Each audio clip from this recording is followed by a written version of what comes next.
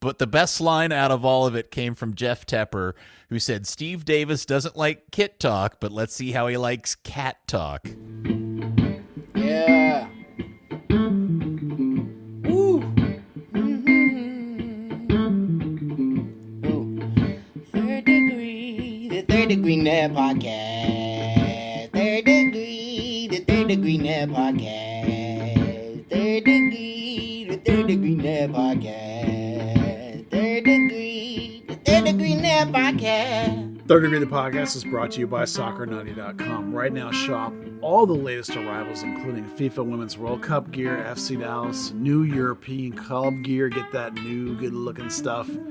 Grab the Marvel FC Dallas pre-match top. That's good stuff. Captain America balls before they're gone. Third Degree listeners get 20% off your order at Soccer90.com when you use the code Third Degree at checkout. Some exclusions do apply. Well, hello there, FC Dallas Curious fan. Welcome to episode 219 of Third Degree, the podcast. My name is Peter, and on the panel today, as they say, hello, Dan Crooke. What's going on? You know, just watching the United States lose in penalties to Panama just mere seconds ago. Quietly pleased that I don't have to watch any more Gold Cup. Yeah, And that was pretty depressing. Yeah, no, I don't know, depressing. It's just. I just told somebody earlier today. There's like that Panama absolutely would not win. They played a Qatar team that was effectively the Fort Worth Vaqueros, and don't read too much into it. So I'm gonna eat crow. Yeah, hey, C teams are never, very rarely are C teams for a national team fun to watch and make you fill with joy. So I'm buzzing I can share that experience with the U.S. Dating back for a very long time. Speaking of which, there he is. Hello, Buzz Carrick. Oh, hello, Peter. Yeah, we just watching the end of the Gold Cup. It was a heartbreaking out, but Panama's pretty good, so it happens. And as you say, U.S. didn't bring their best team, and so it's not surprising. And there's my phone. Is the bright side? This means they don't get to put even more mileage and time and wear and tear on Jesus, and we get him back faster. I would hope that's what that means. You would hope that. I think I just read or just saw that there's not a third place game, so that's actually a benefit. Maybe Jesus, yes. Yeah. So look, I don't think Jesus is going to jump on a plane tomorrow, get back here on Friday, and then turn around. Actually, you know what? Dallas is even leaving on tomorrow, so maybe he'll just stay up there and meet him. I don't know whether Nico's the kind of guy who would. Fly up from San Diego and meet them. I don't know if Nico's the kind of guy that would let him just walk in and play or not, but that would be a lot of load, considering he just played back-to-back 120-minute games. So I wouldn't count on that. Yeah. As a Dallas fan. Well, or maybe they just give him some time off until League Cup starts. Probably rest him for that all-important League Cup. Yep. We'll talk about that more later. Yeah, we will talk about that later.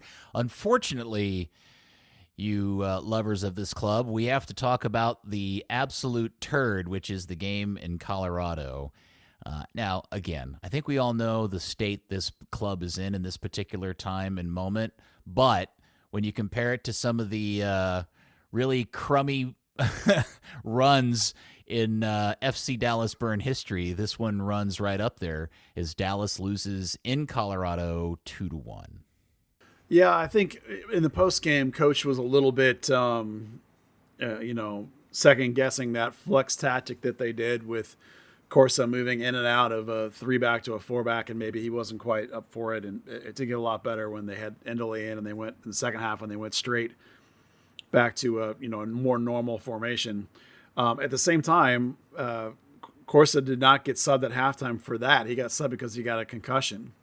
So he's actually, which I was horrified in a way to learn that's why he got taken out, not because he was playing like dog shit. So that wasn't so good. That performance wasn't so good. But at the same time, Coach will often talk about sort of macro level performances and if an early chance goes in or it changes the game and that kind of things. But that first half looked pretty one-sided to me, so I'm not 100% sure that he's right about that, but I will admit that the second half was better as these things go. They looked like they were actually in the game in the second half, as opposed to the first half. But it was not a good performance pretty much across the board.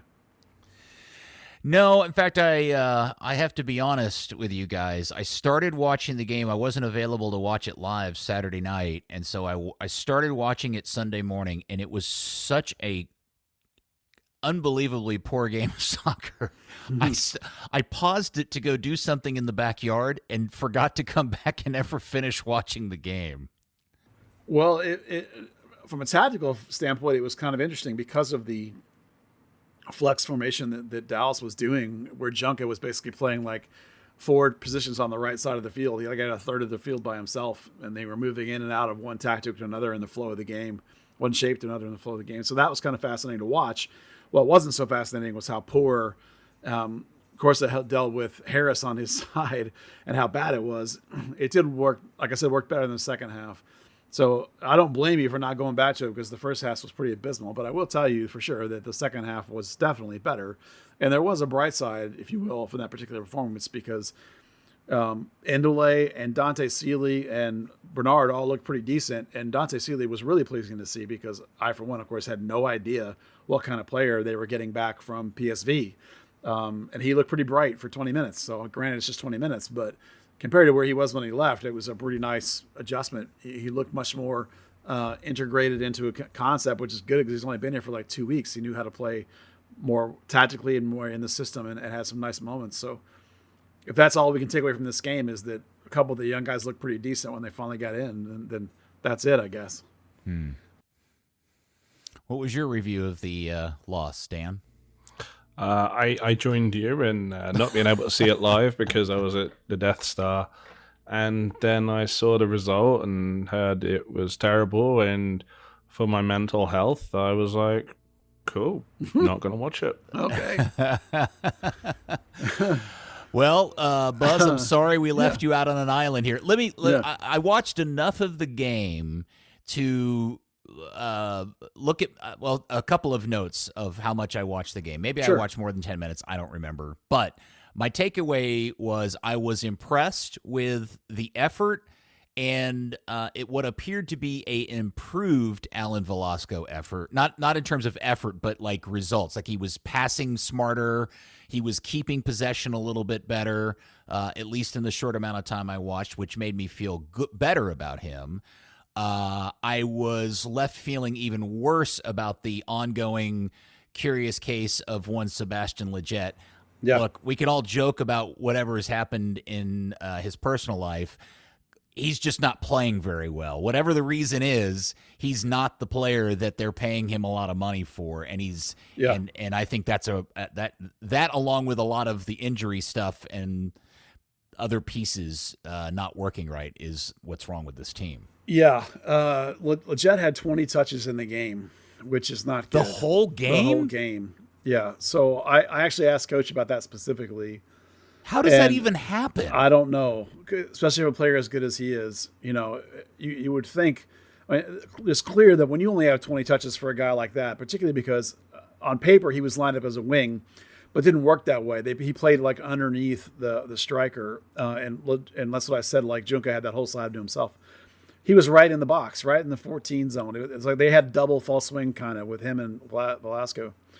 So you would think he'd be involved, and we'll get to Velasco in a second. But I asked Coach about Lletget specifically because of the amount of touches, and he said, "Yeah, we're trying. Sometimes when you try a tactic and it doesn't always necessarily work, you know, and we need to do a better job of recognizing what's not working and try and get him back into the game and back into the integration. So there's a recognition that whatever's going on with Lletget, and them even trying him at that wing position to try and get him going didn't work. So."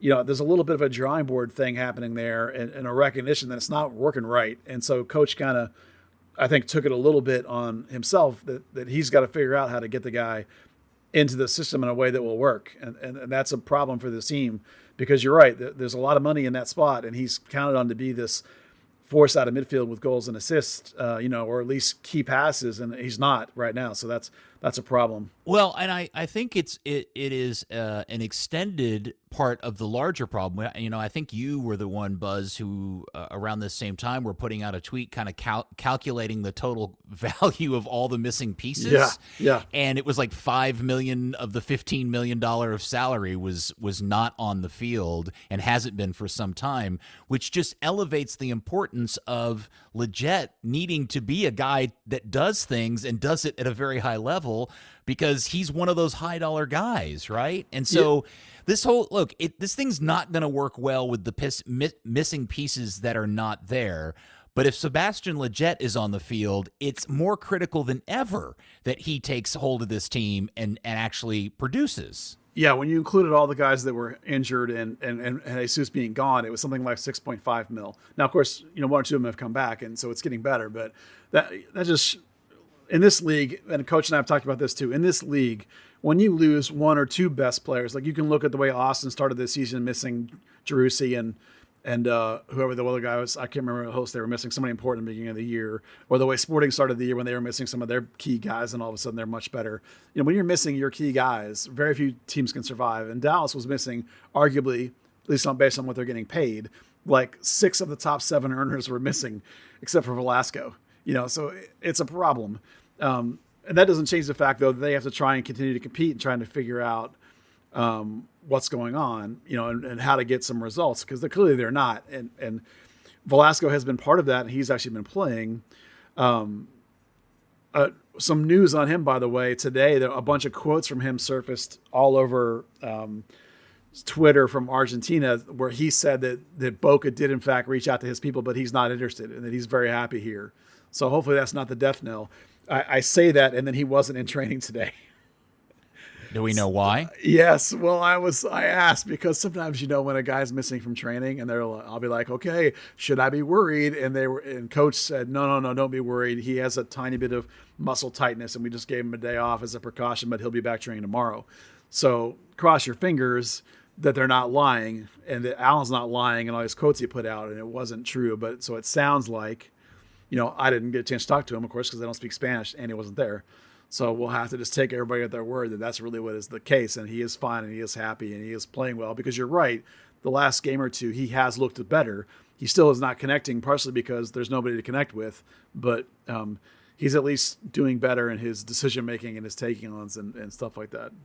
Well, I don't know what else to talk about the game in particular. I guess not seeing the Sealy appearance, why don't you, that'll make us feel better, Buzz. So why don't you talk about all the good stuff that you saw out of Dante?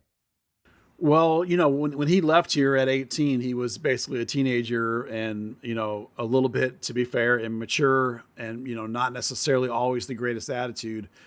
But from people I've talked to around the team, apparently he's been really bright and fresh and excited to be here, and is so far apparently really enjoying working with Coach Nico Esteves, and Coach said some nice things about him, about his having the right mentality. This coach is about mentality and training habits, so that's all great to hear.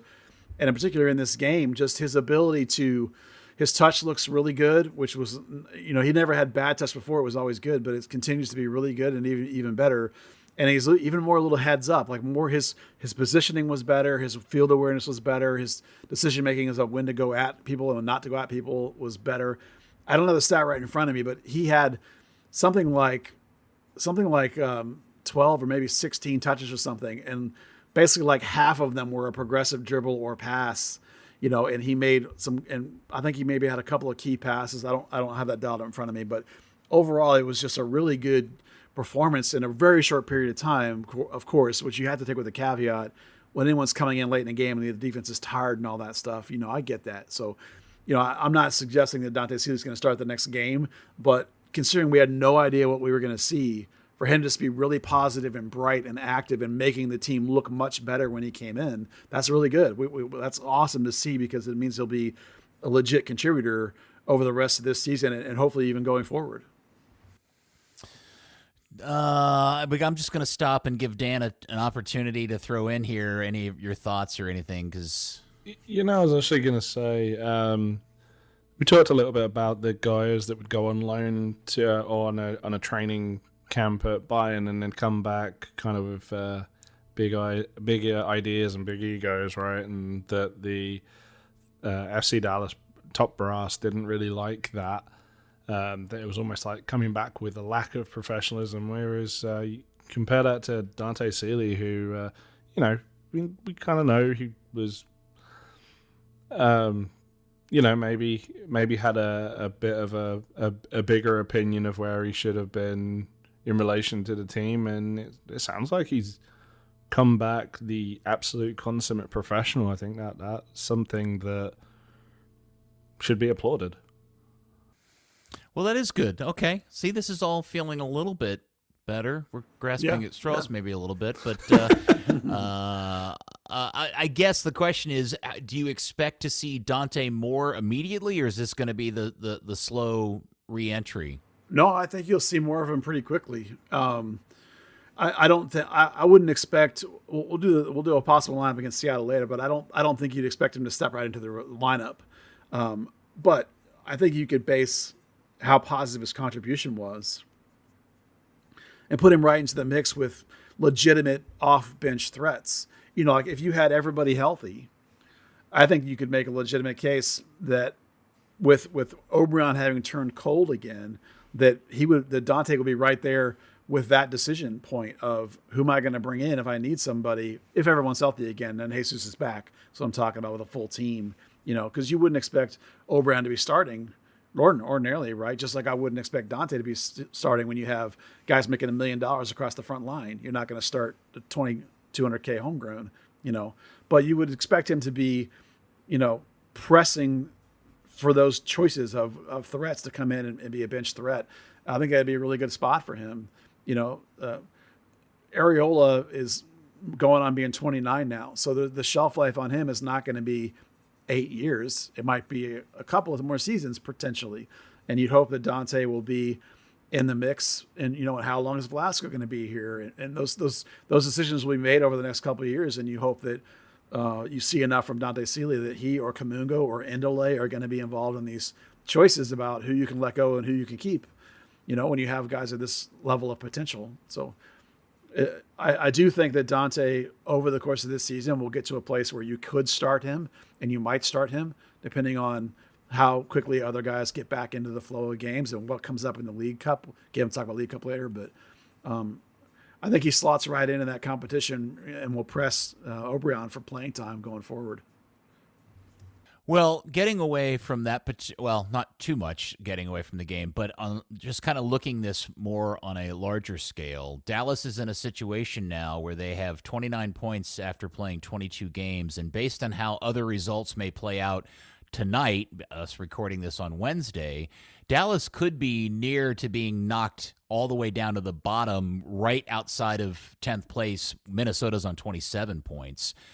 Based on if Vancouver wins tonight. So when you look at that kind of dire situation, Buzz, the fact that the team has won one game in their last 9, and I don't even know where that falls in terms of the historic, in terms of the record for this club, and all of the ongoing injury situations, what I'm going to ask now is do you have an update on any of those injury situations? Is there a light at the end of the tunnel, my friend? Yeah, there is. Well, I talked to Coach today and about a lot of these injuries and where guys are, and I can fill you in a little bit on form too, which I think matters. Martinez is back in training, Jose Martinez. He looks perfectly normal for him to me. He looks just like he always does. So I don't see any signs of whatever it was that got him out. I think it was something in his knee. So he seems to be okay. He rotated in with Nkosi and Ibiaga today, for choices as who could be in the starter again. So we're just back to normal with him, I think. Paxton was running on the side and doing cutting work, which is kind of the last step before they let you back in training. If he comes through that, okay. He was working his tail off. Credit to him. We had a chuckle about how much harder it is to rehab than it is to actually just to train normally. Tuamasi was jogging around the field, so that puts him about a week away probably from from being back in training. Jimenez is out probably for another week in terms of coming back out and running. Coach said next week he'll start to run and jog. So that probably, if I had to guess, puts him about 2 or 3 weeks away from being able to participate, which is not that important, really, honestly. Areola, however, is 100% back in training, and by which I mean he did the whole session. I don't mean that he's 100% because he honestly hasn't played since early May, and he looks like it. He looks like a guy who just showed up for spring training. You know, he looks about 90% to me of his usual form.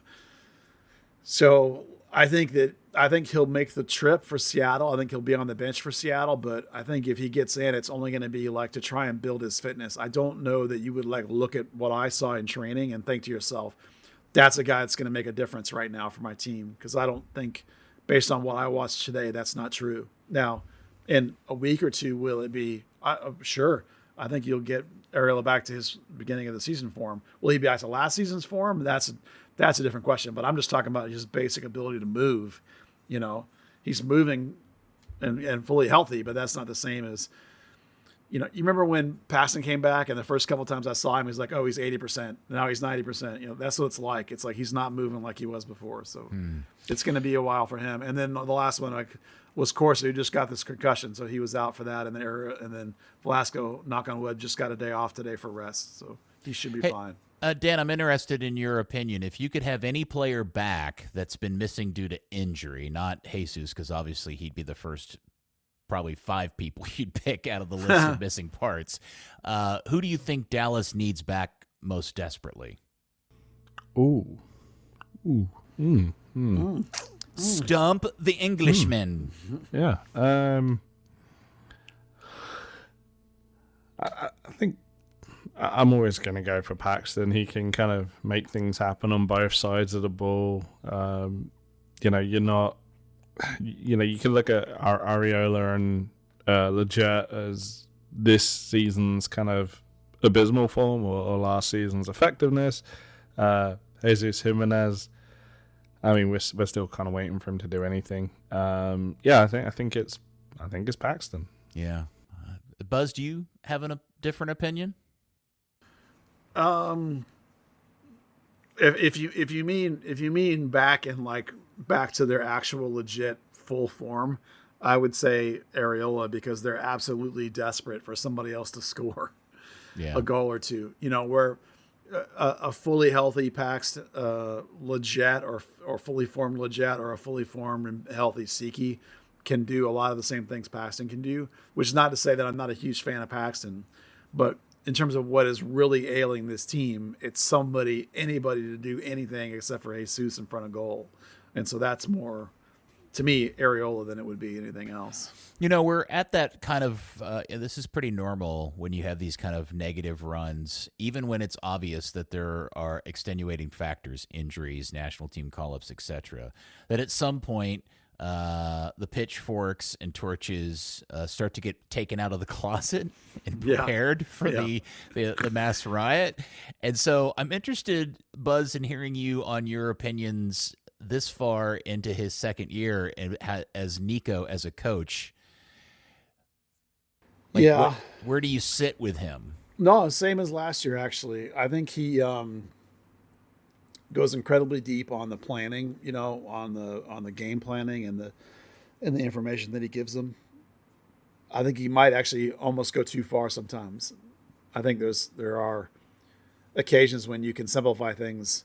You know, like the example would be that flex tactic they tried to do with Junqua and Corsa against Colorado. It's like, man, you're just overthinking it. And now, granted, right now they know that they're in this losing streak and they're trying desperately to make some things happen and get some results in the middle of the streak when they know they're incredibly shorthanded. But I think that was a little overblown. I mean, Colorado, you know, had not won at home all year. I think even with the roster you had, didn't even mention that. Right. I mean, in the way they looked in the second half, I'm like, man, if you just played normal in the first half, I think you would have had them. You know, I don't think you needed to do all that. So I think he tends to overcook it just a little bit. But at the same time, he has an attention to detail that I really like and a tactical desire to be advanced tactically that I really like. I mean, I like smart players, man. I don't like dumb players, you know, so I appreciate, I'm talking about soccer smarts, not life smarts. You know, I don't like players that can't handle tactics or changes or switches or, you know, that drives me crazy, you know. So I'm pretty okay with him. I did ask him, look, I've been around and watched, bad teams crater before it gets these stretch of losses and players start to tune out. Are you feeling any of that? And he said, no, everyone's really buying in, because I think this is a different sort of circumstance, because it's so clearly obvious that the problem is just all these injuries, because particularly they all came at one particular position. And then Jesus being such a massive, massive piece. We even talked today about, like, when was the last time they had a player this important? And I was like, his dad, and Nico suggested maybe Mauro Diaz, to which I said, well, he only was around for 50% of the game. So other than that, sure. But that's the level Jesus is playing at. Mm-hmm. So when you're missing him and you're missing this decimation of injuries, and particularly like every linking midfielder you had, and you're stuck playing 20-year-olds or 18-year-olds, or triple sixes, or, there's just only so much you can do, and I think there's a recognition in the team of what's happening. And so everyone's still buying in and trying their damnedest, and they can now see that they're coming out of the back end of it. People are starting to get healthy. So I don't feel like he's losing the team at all. And I don't feel like I'm losing any respect for the level of work he's doing, because there have been coaches where I've started to not believe at some point, but so far I still like the qualities he's bringing to the table, Coach Nico. Is there anything in particular that you feel like he does better in comparison to what we had previously with Lucci, or worse for that matter? Well, he doesn't preach like Lucci, and he doesn't do the endless instructions in the game. Those are two things that Lucci did that drove me crazy. I do think that he maybe over preps a little bit. Sometimes, particularly when you have young players or players that aren't used to playing at quite as high a level, he has a very high tactical acumen and a desire to play at a very high tactical level. And sometimes I'm not sure with these rosters that we have in this league and just the general state of players in this league that's necessarily going to be possible. You have to recognize, I think, sometimes that you have rookies that have played hardly any games at a very poor level, and you can't ask them to play the flex center back to outside flip-floppy kind of, it's just too much, and there have been other occasions other than this one recently that's happened. So it's just, that probably would be my biggest complaint, is the overcooking of it sometimes. And sometimes you can just be simple. I remember a game earlier in the year where I can't remember exactly when it was, but I talked about how he lost the game on the lineup sheet. I'm not drawing a blank on which game it was now, but it was clear as day to me that, like, when the lineup came out, I was like, oh, this one's going down. And that's what happened, and so that's the tendency to overthink about that. So does Greg Berhalter, not Greg, so, and he's one of his guys. So it's not surprising that he has that school of thought, that overcook it school of thought. Okay. I'm trying to figure out the best way to do this. Why don't we do this? Since you went to training today, yeah. I know everybody's waiting for you to deliver on your promise in your podcast teaser social media output that you put earlier today. There's a new guy in town. Ansah is here. He trained with the team. This is the thing everybody loves. Buzz, what's your instant reaction to the new guy? Well, he's okay. No. Yeah, well, listen, we told everybody ahead of time that, like, at where he was coming from, he was not going to be this revelation. It's not like, the first time you see some players that you're just blown away. He didn't blow me away, but it's not like the first time I saw Cobra where 10 seconds in, I was like, oh no. And then I said, okay, wait, I'm going to wait a couple minutes. And then 3 or 4 minutes later, I was like, oh no. And it got worse and worse and worse as the first session went on. It's not like that. Or the first time I saw Frank O'Hara, when I watched him run, I thought, oh man, I could beat that dude in a foot race. I mean, I can't, but it's true. It looks like it when you watch. Wait, hold on. Wait. I want to go through this. What was your reaction first time you saw Jetterson? I think I don't remember. That was a long time ago. I do remember one time when I went and saw training, and Dallas was going to have this guy in from some country like Panama or something as a trialist. And I watched training. And I was like, man, the little guy in the middle is super nifty. Is that the trialist? I really liked him. And they're like, no, that's Ramon Nunez. He's 15. And I was like, oh my goodness. So, you can have funny things like that happen. But yeah, look, I talked to Coach and he played up again that talk that they wanted a guy who could play the 9 and the wing. And he did that today. He played both. He's not as directly like sprinter vertical as Obrian, for example. He is much better on the ball than Obrian. Oh, thank Jesus. Yeah, he looks like he's got a decent touch. He's not like Velasco kind of super nifty, tricky. He does have a more of a vertical sort of slasher kind of vibe to him. I'll tell you the person he most reminded me of, and you're going to think I'm crazy because I hated this guy, but it's actually Roland Lamar. He reminded me of Roland Lamar a little bit. Now, hey, granted, Lamar scored a lot of goals. Yeah. So granted, I saw the guy in a full field drill for like 20 minutes. So that's not the same as watching him in a big game. You know, I'm just talking about skills I saw on display in small sided drills, and then for 20 minutes in this other drill, you know, he gave me Roland Lamar vibes. So, like I said, just, you know, okay, didn't blow me away, but not trash. Listen, sometimes the guys come in, they're just utter trash. Right. This guy looks like, okay, maybe there's a little bit there. This might actually be useful. So, but don't expect him to blow you away. When you see him, you're going to be like, I guarantee you there's going to be people that are going to think he sucks the instant they see him, just because he's kind of lanky and long-legged, you know, that kind of Lamar, like long-gated running, you know what I'm talking about, where people might be like, this guy looks terrible. You know, but that's kind of, for me, that was a good analogy in terms of like what I was seeing today. And if he can have, I couldn't stand Lamar because he was a black hole on the field. The ball comes in, doesn't come out. He either shoots it or he turns it over, right? But he did score some cracker goals. And so hopefully, like when we see this guy in big field play, we'll feel good about how he plays in a big team concept. But like, you know, the basic skills I saw on display were comparable, and Lamar was a solid player on a lot of levels, you know, not a game breaker, but, you know, not bad. So that's what I saw. Dan, I thought I heard you try to start to say something. As Buzz said, I saw a black hole. For some reason, you know, when you think you're about to see a car crash and you're like, that was that moment. Yeah. So, No, I was saying about first impressions at training. I remember one. I think it was back when Buzz was in New Orleans, but they had this Norwegian fella who'd been playing in the Polish league on trial, and he just got in like that day, staying at the hotel, the little comfort suites, and I remember. All the few media that was there that day were kind of like, see this really tall guy with long hair and a huge beard, looks like a real Viking, and you know, having a chat with him after the game. It's like, oh, yeah, the hotel's very nice, yeah.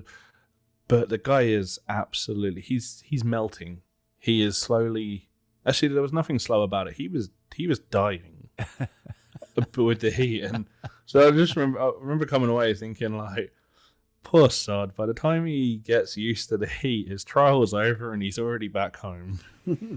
There was a kid from Ireland once that came in on a trial, and he only lasted one session, and he was so bad he tried to walk back to his hotel, and this was at Blue Sky. He tried to walk all the way down to 121 to like where the big hotel was. Down there, wow. like in his soccer gear. He didn't even bother to change. He just like started walking. And Bobby Hammond had to chase him down in his car and get him to come back. How is that not on the list? I don't. Well, it was just a trialist, but yeah. We have to get Hammond to give us some more information on that one if he wants to go on the list. But it's a pretty epic meltdown that after one day, they basically were like, "Yeah, never mind. Thanks for coming." I did see an English kid come in on trial with the first team, and about half an hour into the session, they just told him to go train with the under-18s instead. Wow. Oof. Who was the guy that showed up drunk? Jose Salvatierra. Yeah. Who? Jose Salvatierra. He went on to play for Costa Rica's national team, I think. Wow. Goodness. All right. Well, that's up there with Anibal Chala, who Oscar Pereira hated so much he told him to go home and rehab instead of sticking around Dallas, and then told the team he could never bring him back. He said, "You're never bringing that guy back."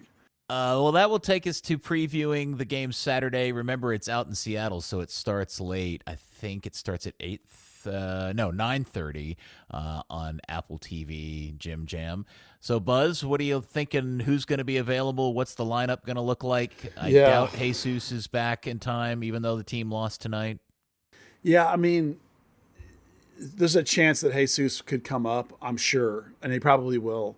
But I can't imagine this coach would start him coming off of 220-minute games. I just can't see it. As long as Velasco's fine, he'll go. The other wing was back to normal today. Saw various versions, not Sam Junqua is what I mean, and not Lletget either. Saw various versions of guys like Dante Seeley, and O'Brien was out there for a little bit, on the wing. He also played some at 9, so that kind of has been the thing lately is Seeley at the 9, not Seeley, I'm sorry. Let me make sure I get that right. O'Brien at the 9, and guys like Bernie and Seeley, or even Siki and Sebeling on the wing. I saw a lot of that today because Velasco was missing. So he played wing in college, so they moved him up there today and used him kind of in that same false wing style as Velasco, sort of to keep the styles the same, So that's a possibility, particularly like late if you wanted to sub him on, maybe for Velasco, that kind of thing. So I honestly think that they're looking more of a traditional wing on the right. Mulata was back today. I'm not that he was gone, but at least he was out there training, so he's obviously in the mix. So I would imagine it'll be O'Brien, and then either Kamungo or Seeley might actually be the starting on the other wing, which is amazing. I don't think it would be Siki, but maybe it will be Siki. That's a big mystery spot, frankly. And then midfield, I think you're looking at the double Facundo Edwin thing continuing. Paxton, I don't think will be available, so that probably will go back to Lletget. Actually, I would imagine as the third piece in there with those two guys. Yeah, because Paxton was doing cutting on the side, right? So I don't know that he would, train Thursday and then be in the mix. Even if he does get to train Thursday, he may not get to train Thursday. So we'll see on that. And then the defense is pretty standard. It's Farfan. I'm sure it'll be Nkosi and Ibiaga again, even though Martinez is back. And then right back was a mix of people like Giovanni Jesus was back in training. It looks fine. So he could easily start again and probably is the most obvious choice. But Endele and Junqua both played over there as well. So, and then Paz is a no-brainer.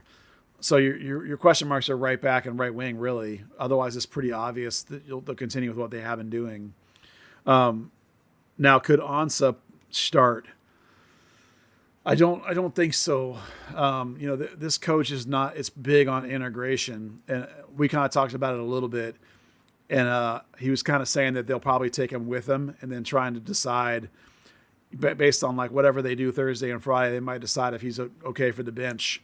Maybe bring him in possibly that way. But I think that sort of leaves him out as starting this weekend as a possibility. So I think you're still going to see O'Brien and then one of the young guys at the right wing probably because they did pretty well when they came in against Colorado. So I think that's probably the bet, because Seattle is turf, I believe. So unless they change something when I wasn't looking. So no, it's turf. And yes. Seattle, by the way, are coming off back-to-back wins and beating on the road at Vancouver and Houston.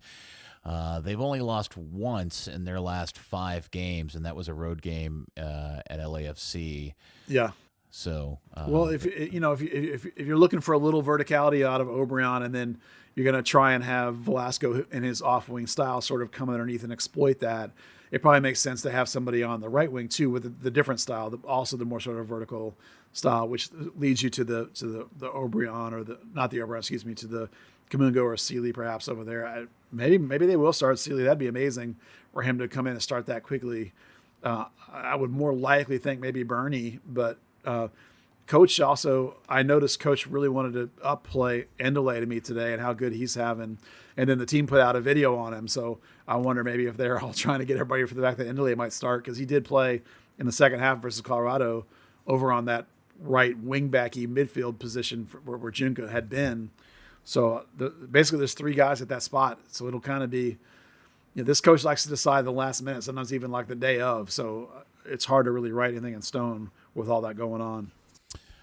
All right. Well, we got a request from Buzz's Patreon, which, by the way, before we finish this podcast, I will be reading from the Discord, which is something you get access to if you participate in the Patreon. The best of the list of names for pets that are tied to FC Dallas Burn players. Okay. It's fantastic. So All right. that'll happen before we finish this Teaser. episode Yep, of the pod. So, all right, let's talk about this request that we got, Buzz. The question, I don't know who sent this. You didn't write that on the run sheet. I did not. Okay, it is, are there any silver linings? This is where we've gotten. Here's where we're at, mid-July. Are there any silver linings? Anything to be happy about or anyone to praise, Buzz? Yes. Well, the question is from Ross. I won't say his last name just in case he didn't want to put that question out there. Yeah, there are some things. The things that make me excited are I think Nkosi Tafari has established himself as the guy and a frontline MLS starter and maybe even one of the top center backs in the league. He still has room to grow and can still be better, of course, but that's pretty exciting. Martin Paws is 100% legitimate. The problem there is going to be keeping hold of him, actually. Although he seems to love being an American, so being here, so that's pretty cool. He's legitimately fantastic. He was getting worked on with his feet today, which is his weak spot. So that's always good to see Drew Keyshawn working on people's weak spots. I do think that as this season's gone on, we started to see one or two young guys get a little more playing time, and maybe it's because of injuries. But there are some young guys that they're not teenagers, but they're young-ish, and they're starting to get some minutes, and they're showing promise. Whether it be the guys we've talked about already, Indole and Bernie. Bernie's looks terrific, and Sealy coming back. Whether it be I want to call Paxton a young guy, but he's almost not now. But it's hard to remember that he's still only like 22 or 23 or whatever he is. He feels like he's been here 1,000 years. He and Jesus are the two longest tenured players of this club, by the way, which is amazing. Yeah. Obviously Jesus is exciting. We probably should talk about that a whole bit later more too. I'm particularly excited today to hear that maybe Alan Velasco's pretty happy here actually, which is fantastic if that's true, and I hope it's true. So that's good because if that kid gets, I think with him it's just a case of people figured out he doesn't have a left foot, and there's not really any other threats, and so he's getting all the attention. I think once things open back up for him, I think it'll be fine when Jesus comes back, and so those things are I think good to be excited about. Farfan's pretty good player. Giovanni, I think when he gets his head screwed on a little bit better in terms of his defensive work, I think he'll be a pretty good player. There's some quality around this team, that makes it, that keeps it in the top half of the Western Conference. I still think it's missing something in terms of getting over the top, but it could be a really exciting team in the playoffs if everyone gets healthy, Time will tell, especially as they get out of the summer, because as we were talking about in the same Discord, going back and forth, kind of trying to track the worst months for this team, they're right in the meat of what has historically always been the hardest time for this club. Yeah, for 28 years. The thing about the other collapses, though, is that most of them are like 2003 when the team was out South Lake and completely horrible. There's the collapse of 2017 when they went all in on the Champions League, and then with a bunch of old dudes, and then when they got eliminated, those guys all burned out over the back half of the season. They collapsed. There's almost always like an extenuating circumstance, and in this case too, there's an extenuating circumstance of these injuries, and the timing of it, and the timing of Jesus being gone. And so there's always a reason when you have these big losing streaks. Thankfully, the one right now isn't the team sucks and they have a bunch of bad players. That's not what it is. It's just the way MLS works with the salary cap, how top heavy teams are and how much they lack depth, which is the thing, Peter, that would just kill them in any like big major league in the world. That's what would destroy them, is their lack of top to bottom roster depth. It's this cap league is the way it is. And so teams when you miss a couple of guys, you're screwed. So, it is, you can get out of it if you get all your players back. And so I think that's really what it is. And I'm not too worried about it in the big picture. All right. Next on the run sheet, do we have to do this? I mean, only that it's a news item. If you don't have much to say about it, you can. Well, I mean, it's just, I'd rather talk about abortion and gun rights than promotion relegation. So Tom Bogert yesterday, or somebody, I think, from The Athletic, put out word that the USL, which is USL1, which is Tier 2, and USLC, which is Tier 2, and USL1, which is Tier 3, alongside MLS Next, are voting internally to then further investigate the opportunity of converting to a promotion relegation structure, which got everybody all excited. And it's like, whoa, wait a second. This isn't something they're talking about starting next season. And all the other parts of this, I don't know where else to go with that without getting stuck in the mud. Well, mainly I was just curious if you think which way you think that they'll go. You think the owners? I would love for them to do it, but I think promotion relegation like that. Let's put it this way: whether USL is able to get certification as a top flight league or not, I think it would be great for them to be able to accomplish this. I think it would put everybody's money where their mouth is, for lack of a better phrase, and we'll just see how great this is or how great it not is. But I find it to be completely predictable how this will play out, all the way from probably starting with the fact that because it's not this one thing throughout the entire country, everybody's complaining about the lack of promotion relegation will immediately then convert to quality of play, and then complaining that, well, because MLS isn't participating in it, now USL can't get the best players, which seems counterintuitive because all those same people tend to talk about how crappy MLS is, so why do you want any of those players in the first place? So it's just, I just think the whole thing playing itself out is extremely predictable.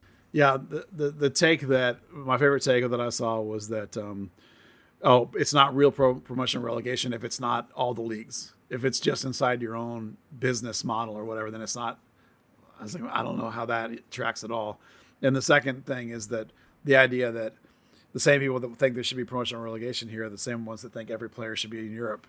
So it's like, go ahead, Dan. The thing is, like, those same people, They have a very fuzzy view of how things play out. You know, they talk about the openness of the system in other nations. They kind of neglect the knowledge that it took 90 years of the English football system as we know it today to actually institute promotion and relegation the whole way.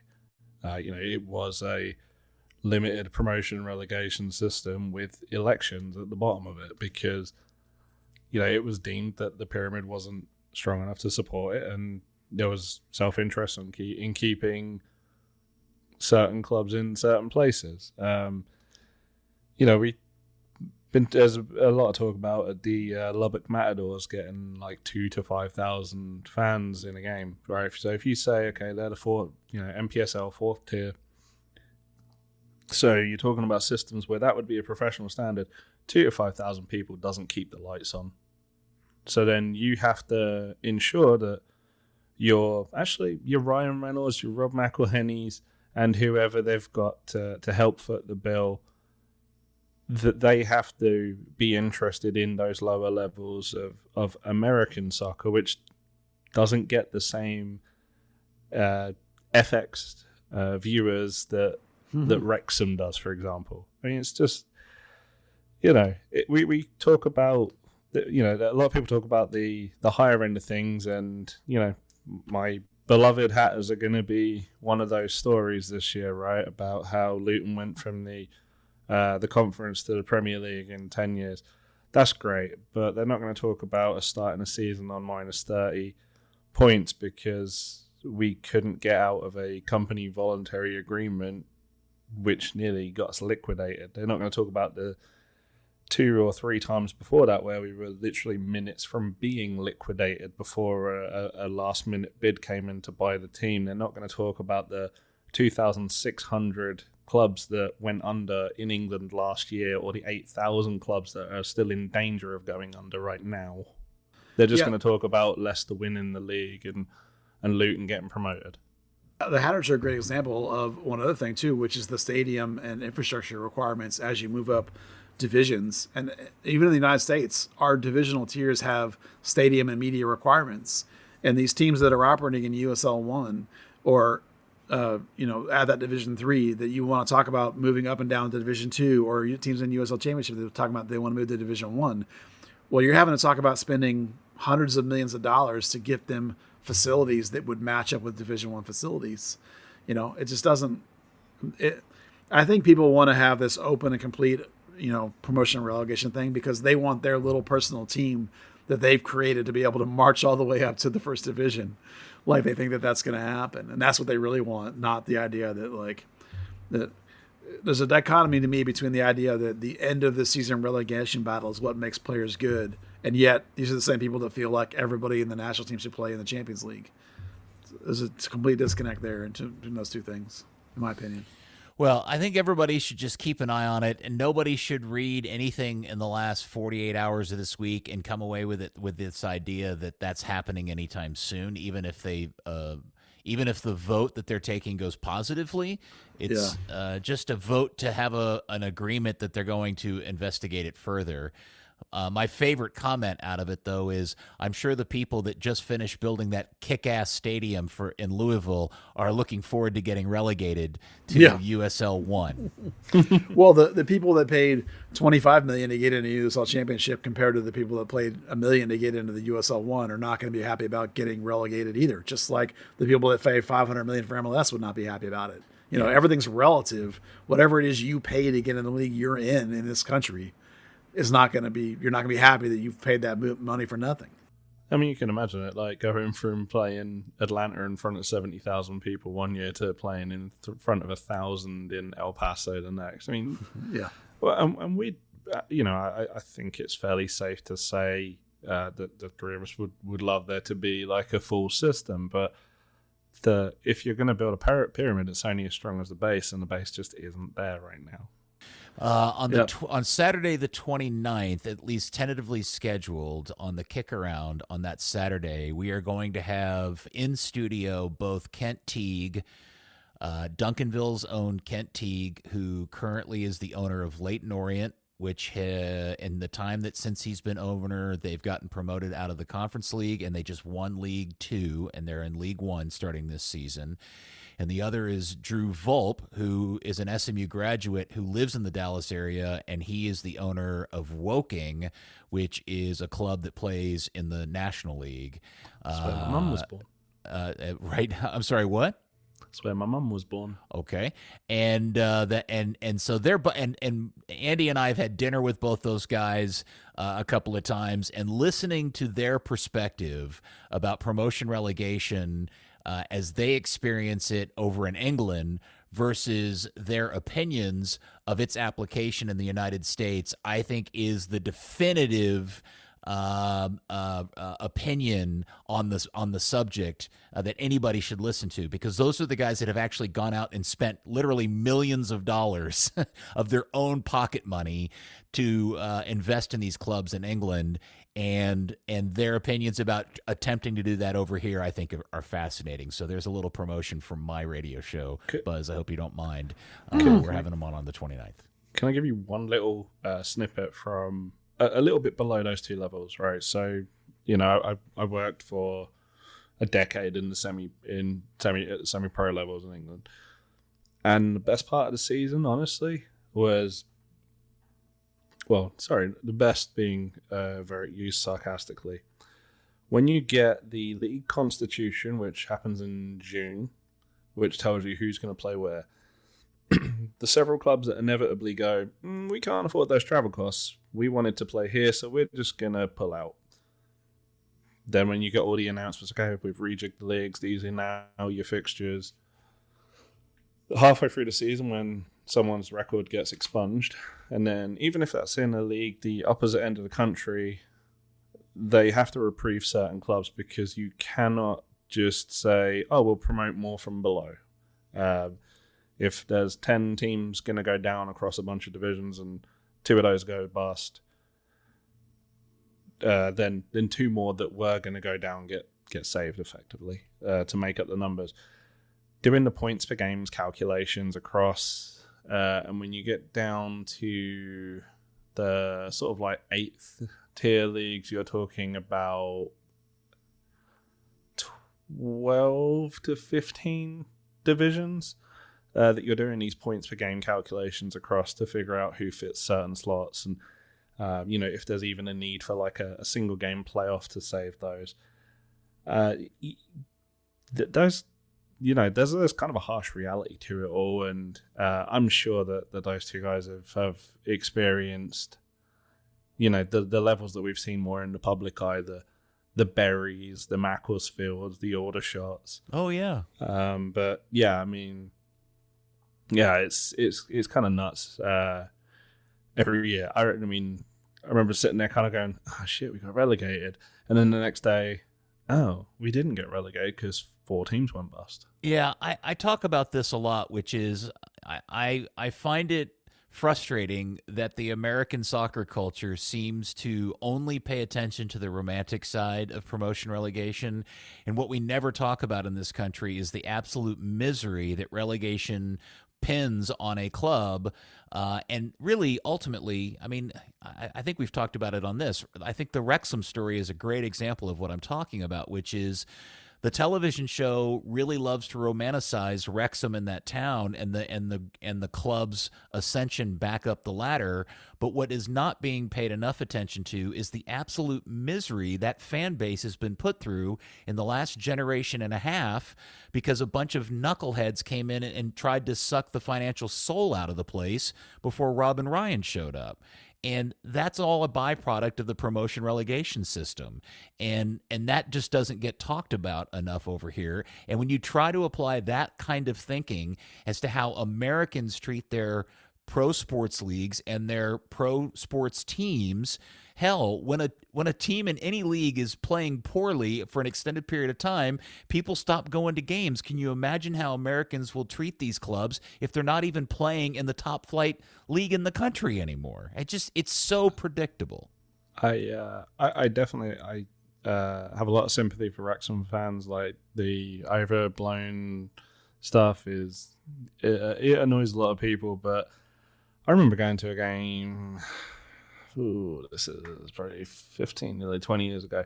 Wrexham were about to go bust. They were like literally 3 days from being wound up by the High Court over unpaid debts. They came to Luton. I think we beat them. But their fans never watched a game. They'd travelled all the way. They did the conga through the stand for 90 minutes because for them that was the last time they were going to get to see their team. Yeah. That was the last time they were going to get to have that atmosphere. And you've seen on the show, it's a small place. It's a very community focused place.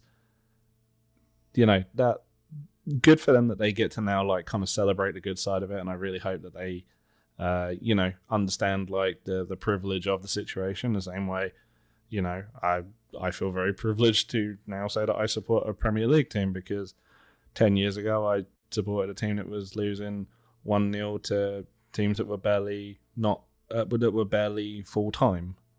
Yeah, it can happen at the Premier League level too. There was quite a few articles I read about Everton that said if they would have gotten relegated, that club would have been liquidated. It would not have survived going down because of the stadium. Portsmouth nearly went bust in the Premier League back in 2009-ish. And I think all of this conversation between the three of us isn't to shit on promotion relegation as a structure. It does have its merits, and it has a really cool quality to it that we're missing in terms of sports here in the United States. I just think people too easily in this country get talked into why it would improve things here without really understanding the entirety of A, its own history across the globe, B, how it's actually instituted currently in different countries in different regions of the planet Earth, and C, some of just the practical realities of how business works in our country is just fundamentally different from the rest of the world, and that's where I think it becomes problematic. But yep. We'll see. There you go, Buzz. Yep. Thank you. Silver linings. Yeah. Yeah. It's a good talk. I appreciate it. Yeah. I mean, something will happen eventually. I don't doubt it. Some form of it, one way or the other. But whatever it is, probably won't make everybody happy. But nothing ever does. Okay. Well, we Buzz? have one more fan request. Oh, fan request. Yes. Yeah. Somebody wanted us to talk about I don't remember who it was, Reggie's comment that Jesus needs to go to Europe. whether I thought that was true or not, or have some context about that kind of statement from somebody like Reggie, who is over there now playing there in Europe. Okay. Would you guys like to comment on that, perhaps? Well, we actually talked about this on the radio show on Saturday, and I do think Reggie truly believes that, but it's all a byproduct of the situation, because it's ironic to me that Reggie, of all people, is making that recommendation when he made that move, and it did nothing but hurt his career. Yeah, there is an irony to that. Which, by the way, isn't tied specifically to moving to Europe. It's tied because he made a hasty move to a really crummy club that ended up screwing him. Well, that's what we always say about moves to Europe, is that it has to be the right situation. And sometimes it's hard to know what is. I always say that it's important that the coach wants you and not the owner, because the coach is the one that's going to pick you to play or not. But the thing about getting better is that you can get better in a league where you're the dominant player. Most of our American leagues are the pinnacle of whatever sport they play. And we have guys in those leagues, they get better all the time. They go from being good players to great players, and all across American sports. You don't walk in at 22 or 20 or 16 or 18 or whatever it is, and then be the same guy at 28. You can get better playing against the league that you're dominating. Now, you can also get better against playing guys that are better than you. Those are both true. So I don't ever believe that someone needs to go to Europe. If you go to Europe and don't play, like when Brian Reynolds went to Roma and did not play, Brian Reynolds didn't get any better for that first year because he didn't play. When Brian Reynolds went to Westerlo and started playing, okay, now we're watching him play, and now you're getting back into the national team picture again. So again, you can't I don't think you can throw down this universal, just go to Europe. Look at Pepe, who went to a team in Europe and played, but it was a team that didn't fit his style. It was a team that didn't have service. Pepe's a player that needs service. People talk about how bad he was there. It's like, man, that team has like 4 assists on the year. Nobody on that team passes the ball to a striker. They sit back and they pack a box in. It's like Pepe was never going to score there. That was a terrible decision to go to that club. Of course, he made a whole crap ton of money. So who am I to say that? I'm just saying that, like, I don't buy this universal go to Europe. Everyone's path is different. There's lots of ways to get better. Jesus is young. Would I love to see him playing at a big, huge, awesome club and playing a lot? Yeah, that'd be cool. But, not everybody gets the same path and the same thing. And there's a whole bunch of leagues now in Europe that aren't nearly as good as MLS or are the same as MLS, and his money, his salary is going to make it hard for him to move, honestly. Well, yeah. I think you kind of just said it right there. There's a bunch of leagues that aren't necessarily better than MLS. And I didn't see the specific quote on Jesus. I did see the part about when Reggie was asked about playing in Portugal. He didn't say it was better. He said it was more intense. Okay, great. Pace of play is different in every single league. That's kind of just a fact of life. And it's those adversities that can make a player better. Playing in a different system, playing in a different role, playing under a different coach. So, yeah, it's definitely not a blanket statement, particularly at a striker, a confidence position, right? If, he's not going to improve his finishing by going to another country. He's going to maybe improve his on-the-ball runs, maybe his off-the-ball runs, because his tactical awareness. But the core thing that people complain about with Jesus Ferreira is those chances that he doesn't score. That's not going to improve. That's, the stuff he does well, the off-the-ball runs, the getting in good positions, that's the sort of stuff he's going to improve if he goes elsewhere with the adversities he's going to face against bigger defenders, stronger defenders, faster defenders. Yeah, let's be real about Jesus' finishing. He is one of the most clinical finishers this club's ever had. Yes. We've talked about his shot on target to shot ratio and his goal to shot on target ratio. He consistently performs above XG. Last season, it was almost 2-1, I think. This year, he's doing it again. So he is a clinical finisher. This team is a low chance creating team that he currently plays in.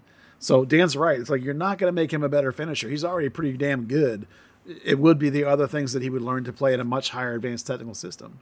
Steve Davis had a tweet earlier about it. If you think, and this was before he scored tonight.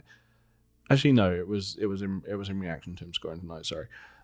If you think he's a poor finisher, then how did he score 18 goals last year? How is he 10 goals in a little over half of the season, scoring 40-something% of FC Dallas's goals? How did he score 7 goals at the Gold Cup, tying him with, I think it was Dempsey for most goals in a Gold Cup for a US men's national team? He is, currently 3 goals ahead of anyone else in the current tournament. He is a good finisher. Yes, he will miss an absolute sitter. And there have been some great players that will miss a sitter and then they will go and score an absolute worldie. The thing is, his ratio is a lot better than most. Yeah, he moves on quick. It's a goldfish, as they would say on Ted Lasso. Which, yeah, I mean, that is a valuable asset as a striker, a confidence position somewhere. You don't want to be the crap, who was it? Coleman. Yeah, because he got down because he was missing chances. All right. Well, I'm just glad to see Jesus back in a Burn jersey, frankly. All right. On the run sheet next, North Texas signed a kid. Yeah, Dylan Lacey out of the academy. That I don't know that we need to go deep on him or anything, but it's important because he's a player straight out of the academy who obviously was not on par for a homegrown deal, but is this slight tweener, just a little bit off of that level. Really talented player. Signed him to a straight North Texas deal. This is the same kind of deal that Gibran Rayo and Emmanuel Almaguer had. Dallas has missed on a lot of these guys who've been more interested in going to college. This kid was more interested in being with North Texas, and that's great. He's a young player with a little bit of talent, so hopefully we see progression from him. He actually came out of Philadelphia Union and Red Bull system. He was with Philadelphia for 5 or 6 years and then was at Red Bull for maybe 1 or 2 before he came here as a U19. Again, another example of a player where Dallas keeps a U19 team and other teams don't. And so he came here just for this, little over a season, maybe a season and a half. And they saw enough of him to offer him a North Texas deal and he jumped on it. So that's nice. It's good for the progression of this team, pathway to the pros and all that. Nice kid too. Yeah. They call him Shaggy because he looks like Shaggy with the hair and everything. And I guess that leads to this question, Buzz. Is there any chance Dallas is going to sign anybody for the senior team, the actual MLS team? Is that is it anything like that happening? I don't think so. Wow. I've been doing a lot of roster figuring and trying to, and as near as I can tell, the senior roster is full. So you kind of, with my roster, listen, this league is stupid with roster rules. You have to jump through some hoops if you wanted to add a player. I think right now they're currently full on international spots, but there's a way to open some things up, not cheating, cooking the books with North Texas or whatever. You could probably do something, but I really don't think that they're gonna. I think they're starting to get healthy. I think they're gonna just sort of sit tight and hold tight on what they've got, other than the Ansah coming in and Sealy. I think Sealy was kind of the one that surprised him, and they're like, "Oh, okay, we'll just do that." So I know it's not what you wanted to hear, but no, it's disappointing. I mean, it just, somebody was asking me about this the other day, and it's like, well, Minnesota was fully loaded. How are they? Or not Minnesota, Miami was fully loaded. How are they able to move all these parts around to make space for all these, these top name stars that are incoming? And it just, it's hard to explain the answer, but there is an answer there, and it's probably just not one that anybody wants to hear because I just don't think the Hunts are wired that way to do that level of risk or it's not a function of effort. It's just a business model. Well, basically, Miami's trading and buying out, and they're basically trading DPs on the cheap. They're buying out one guy. They're getting rid of another guy who was like, I didn't know I could be traded. And they're gutting their roster basically to make it happen. So, I mean, Dallas could do that. Yes. I just don't think that they will. No. And some of the assets that Dallas has aren't maybe as tradable. Like, let's just say, for example, you wanted to clear Jesus Jimenez's contract off the books or Sebastian Lletget's contract off the books. Do you think anyone's going to give you anything for those guys?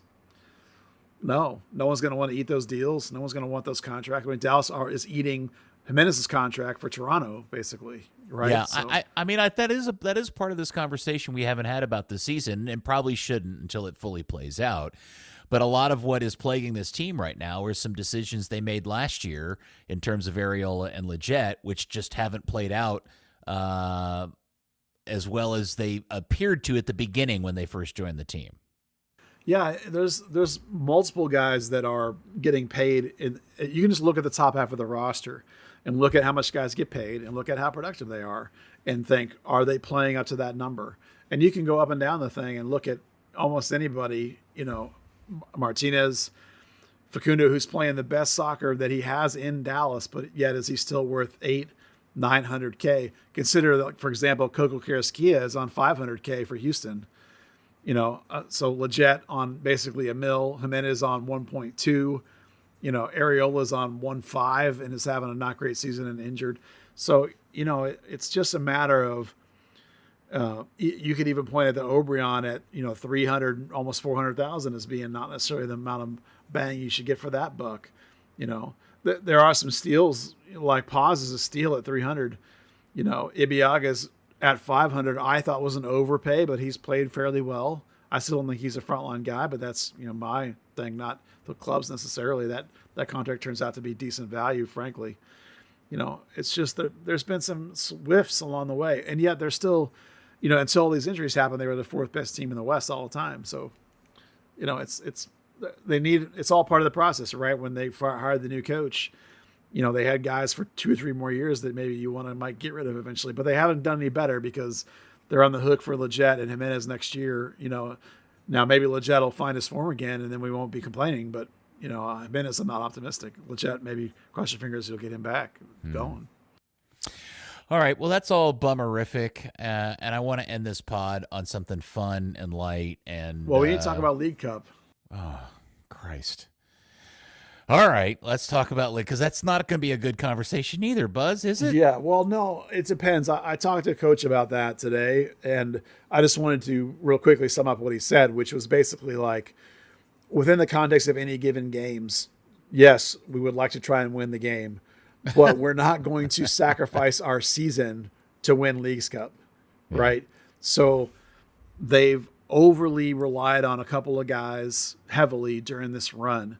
So you're going to see some light rotation, so giving some guys some game off. They're going to try and work guys back in that need time and need to get fit and get healthy. They're going to play a couple of young guys. It's not going to be like a wholesale, like bring North Texas, but it's not going to be 100% front line. Like you might see Jimmy, you might see a little more Martinez and a little less Nkosi. Maybe Junqua start instead of Farfan. You know what I mean? So like you're trying to get Lletget going, you're trying to get Ariel going. Maybe you'll start Siki. Maybe you let Velasco have a little time off, give Jesus a break, and then try and bring him back. There'll just be some rotation in there. Just they're not going to go ham on it, but they're also not going to completely fold 10 either. So that's going to make everybody that participated in the imaginary Lionel Messi speculation ticket purchase program really happy to hear, Buzz. Well, it depends on what Charlotte and Necaxa bring to the table. It's very possible that they're at home. They're playing here. It's going to be 130 degrees. So, they're probably still capable of winning some of these games. And if you win your 2 games, you'll get to see Messi. So, maybe. Effectively, they're treating some crap mid-season friendlies as crap mid-season friendlies. Yes, basically. Yeah. Probably makes sense. Yeah. You said you also had I'm sorry, Buzz. I didn't read the entire run sheet before I started to get to cute puppy dog names. Little news on the Academy Kid lawsuit. Yeah. If everybody remembers that the kid's family or the kid, whatever he is, sued the Academy for, what was it, 40 million or something or whatever. So it was actually a pretty quick process because MLS has you sign a waiver basically at the beginning of the season that applies for you as a member of the club. And it has all these rules and regulations about the way things work. And one of the things it has in it is a clause about what happens if you have a disagreement. And the answer is, if you have a disagreement with the club, you go to arbitration over it. And so the argument basically came down to, was he a member of the club or not? And basically the decision was he got injured playing for the club. So he's a member of the club. So you have to go to arbitration. So that's what happened. So the last I read maybe a couple of weeks ago was that the court basically made that ruling. And so the player and FC Dallas are going to a arbitration hearing. I don't know when it is, but they're all taking part in that process rather than the $40 million lawsuit. So I don't know what that outcome will be, of course, but it's moved away from court to this arbitration, and that's basically the outcome. So it's not revolutionary outcome, but that's basically what happened. It was a very short process. The minutes of it are funny to read. I'd imagine. All right. Anything else before we get to fun with puppy dog names? We had a lot of content today, but go ahead with your fun with puppy dog names. This is good. Come on, Buzz. It's fun to end on something sweet, I like it. Right? Do we? I think it's kitty cat names, isn't it? Not. I think it was puppy dog. It was cats. Did it start with cats and then it moved to dogs? It was always cats. It was one of the people in the Discord was getting a cat. Oh, okay. Well, anyway, somebody said they should name it something FC Dallas based, and somebody initially, I think it was Pappy Check, that suggested Jesus Christ, which would be funny. Get it? Yeah. Jesus, Jason Christ. Yeah. Okay. And then somebody said Tex Hooper. Okay, whatever. That seems obvious. But then it started to get good, and leave it to good old fashioned El Jefe with Meow Diaz, Paxton Pommy Cat, Alan Velez Cat, and Meowton Paws. I think Meowton Paws might be my favorite. My favorite was whoever said Kitty Cooper.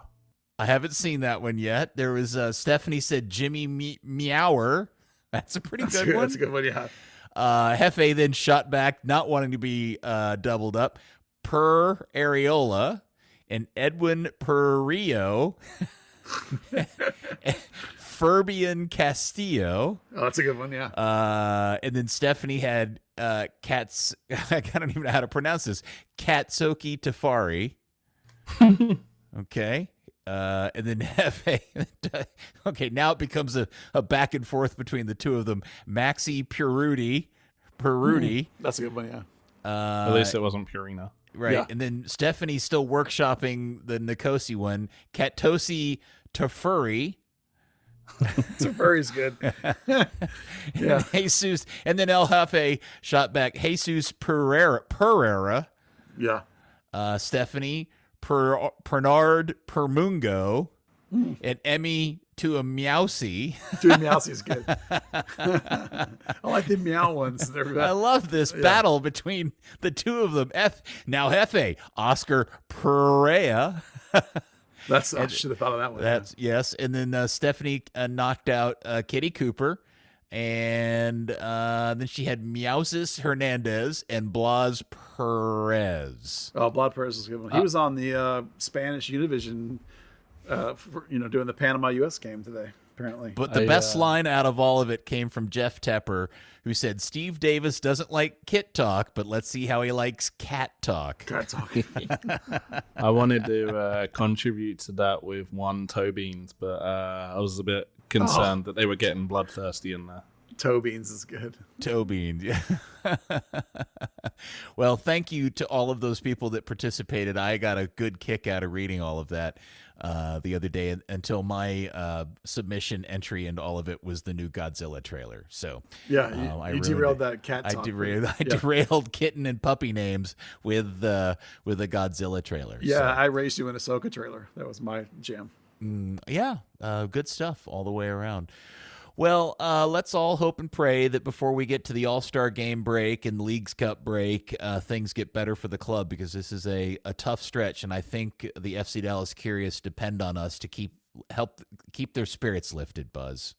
Well, I think the return of an MVP caliber player will go a long way to lift everybody's spirits, to be frank. Yeah. Getting Jesus back will mean a lot. Our dude hit a banger tonight against Panama to send it to penalties, and it was a really nice finish, and it was good for him to have hit that. So good for him. I will tell you the one last thing that I talked to Coach about was, I said, what happens if Jesus does what he's doing and someone comes in with a big check and he's gone?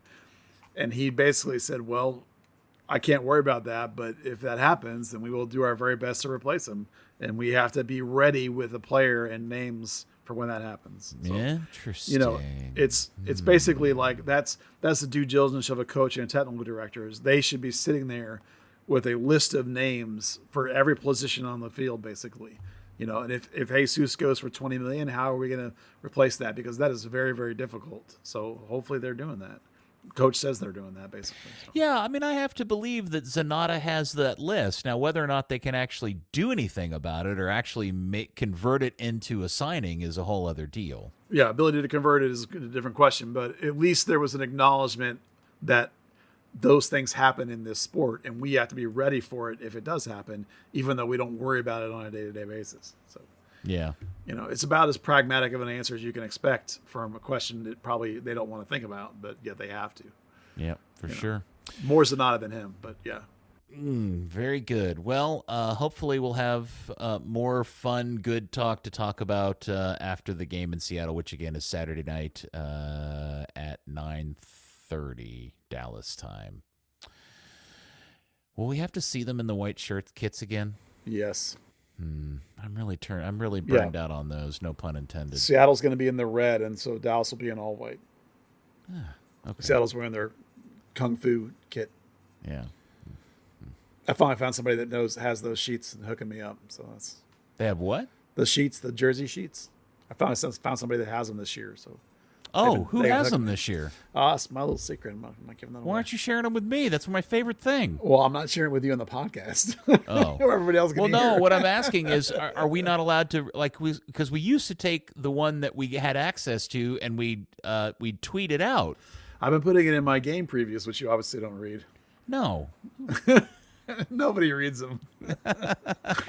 People always ask me, is so-and-so in? What does it say in the game preview? It's right there.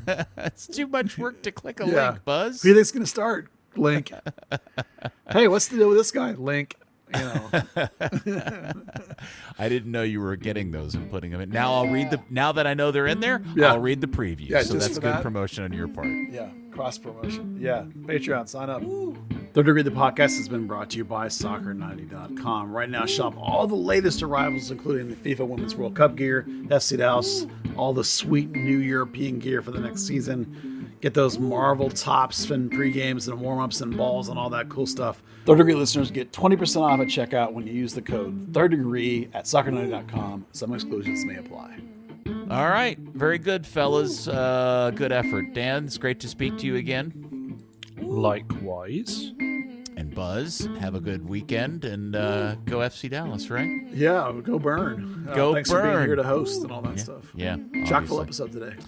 It most certainly was. And thank you, FC Dallas Curious fan. We will speak to you next week on another episode of Third Degree, the podcast. It's nearly over, honest. Third Degree, the Third Degree Net Podcast. Third Degree, the Third Degree Net Podcast. Third Degree, the Third Degree Net Podcast. Third Degree, the Third Degree Net Podcast.